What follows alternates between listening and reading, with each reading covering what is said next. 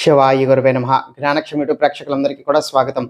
డబ్బు రీత్యా సమస్యలతో ఇబ్బందులు పడుతున్నటువంటి వాళ్ళు, అదే విధంగా మీరు ఎవరికైనా సరే డబ్బులనేటువంటివి ఇచ్చేవి తిరిగి రావటానికి మీరు ఇబ్బందులు పడుతున్నట్లయితే గనక, వాళ్ళు తిరిగి ఇవ్వటానికి మిమ్మల్ని ఇబ్బంది పెడుతున్నట్లయితే గనక, ఇప్పుడు నేను చెప్పబోయేటువంటి పరిహారాన్ని ఏదైనా సరే ఒక సోమవారం నాడు తూర్పు ముఖంగా తిరిగి కూర్చోండి. ఉదయము 4:30-8 మధ్యలో మీరు ఎప్పుడైనా సరే చెయ్యొచ్చు. తూర్పు ముఖంగా తిరిగి ఒక పీట గాని, చాప గాని, ఆసనం గాని వేసుకోండి. మీ యొక్క ఇంటిలో ఖచ్చితంగా ఒక శివలింగం అంటూ ఉండాలి. ఒక చిన్న శివలింగం అయినా సరే పర్వాలేదు. అయితే ఆ యొక్క శివలింగాన్ని చక్కగా ఒక పాత్రలోకో, ఒక బేసిన్‌లోకో ఎందులోకైనా చక్కగా పెట్టుకొని, ఒక కప్పుతో గాని, గ్లాసుతో గాని పాలనేటువంటిది పెట్టుకోండి. అయితే మొట్టమొదటిగా ఒక బిల్వదళం తీసుకొని ఆ యొక్క శివలింగం మీదన పెట్టి స్వామివారికి నమస్కారం చేసుకొని, డబ్బు రీత్యా మీకు ఉండేటువంటి సమస్యలు, ఇబ్బందులు తొలగిపోవాలి.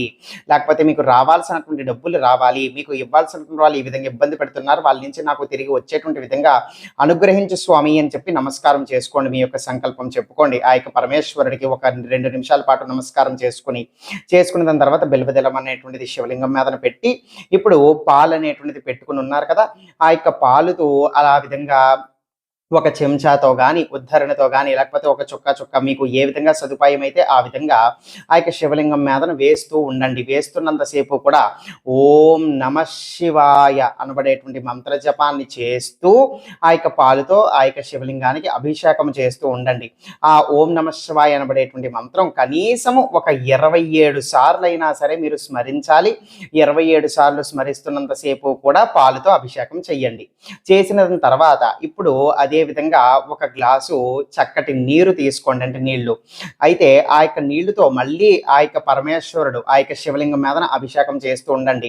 ఈసారి ఆ యొక్క నీళ్లు మీరు స్వామివారి మీదన వేస్తున్నప్పుడు, శివలింగం మీదన వేస్తున్నంతసేపు కూడా ఓం రుణముక్తేశ్వరాయ నమః అని చెప్పి అంటూ చేస్తూ ఉండాలి.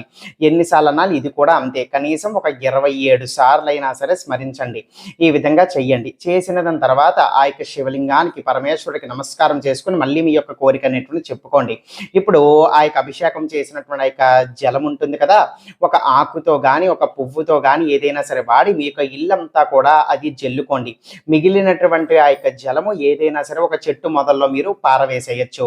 ఈ విధంగా మొదలుపెట్టినటువంటి సోమవారం నుంచి వరుసగా ఒక 7 సోమవారాల పాటు చేస్తే మీకు దీని వలన చక్కటి ఫలితాలు అనేటువంటివి వచ్చేటువంటి అవకాశం ఉంటుంది.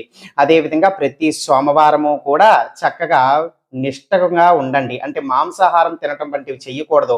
అబద్ధాలు ఆడటం వంటివి చెయ్యకూడదు. ఈ నియమ నిష్టలు చక్కగా పాటించి మీరు చేసుకున్నట్లయితే చక్కటి ఫలితాలు అనేటువంటివి ఉంటాయి. సర్వే జనా సుఖినో భవంతు. శివార్పణమస్తు.